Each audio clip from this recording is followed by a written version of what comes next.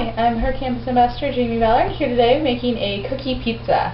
Now the original article is by Katie Samuelson of her campus, University of Illinois, on the article Inexpensive Ideas for Desserts, Parties, and Decorations.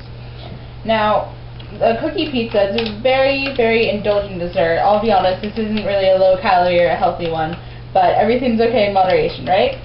So you begin by taking your dough. I'm choosing to use pre-made chocolate chip cookie dough, but one of the best parts of this recipe is that you can use whichever kind of dough you want.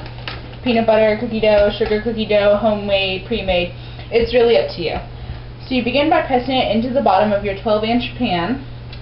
I'm using a cake pan, but I believe you can also use a pizza pan, or if you don't have any available, you can just mold it into a 12-inch circle on a cookie sheet and the effect should be the same. So you begin by pressing it into the bottom of the pan. Don't worry, I washed my hands before. Pressing it evenly, trying to get it to touch all the edges.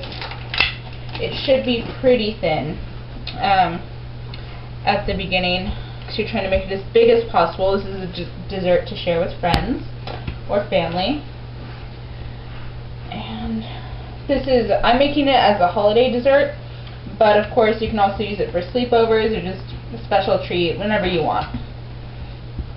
So you begin with this, and then another great part of this is the decorating, which we'll get to in a few minutes, because the decorating also gives you a lot of freedom. You can decorate it with whatever you want.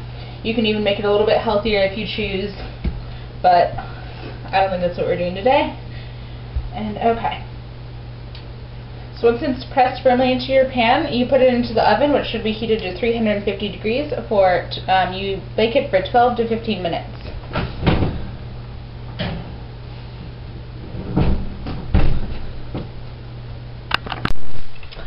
So your cookie pizza should bake for about 15 minutes or until you get that nice golden brown color, and then this is where the real fun begins. If you want, you can leave it just as is. I mean, it's a giant cookie, that's delicious in itself, or you can choose to add more. I'm choosing to add white vanilla frosting, just a little thin layer on top to help the other toppings stick to it. Our other toppings are chopped up Reese's peanut butter cups, M&Ms, and bananas. Now, those are toppings I chose, but you can also choose a variety of nuts, pecans, peanuts, almonds, in addition to other candies, Kit Kat, Snickers, Butterfingers, whatever you have laying around the house. So, you probably want a pretty thin layer of frosting. It's already very sweet in and of itself, of course. Then you're adding more on top. So I'm trying to make this as thin as possible.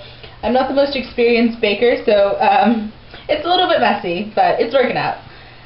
So, you also want to make sure that your cookie is completely cooled. I'm not sure how well you can see it on camera, but my frosting's getting a little bit goopy because my cookie's still warm.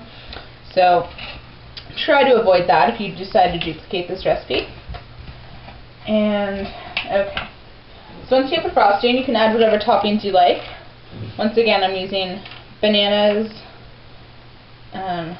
just for a little kick of fruit, and maybe make this a little less unhealthy. As well as Reese's peanut butter cups and M&Ms. And once you're finished, all that's left to do is to cut into however many slices you need and serve. Now, if you're worried about the effect this may have on your waistline, fret not, because everything's okay in moderation. Also, hercampus.com has a variety of fun and effective workouts underneath their health tab, so go ahead and log on there for a post-cookie pizza workout. Thanks for watching. I'm Jamie Ballard. Bye-bye.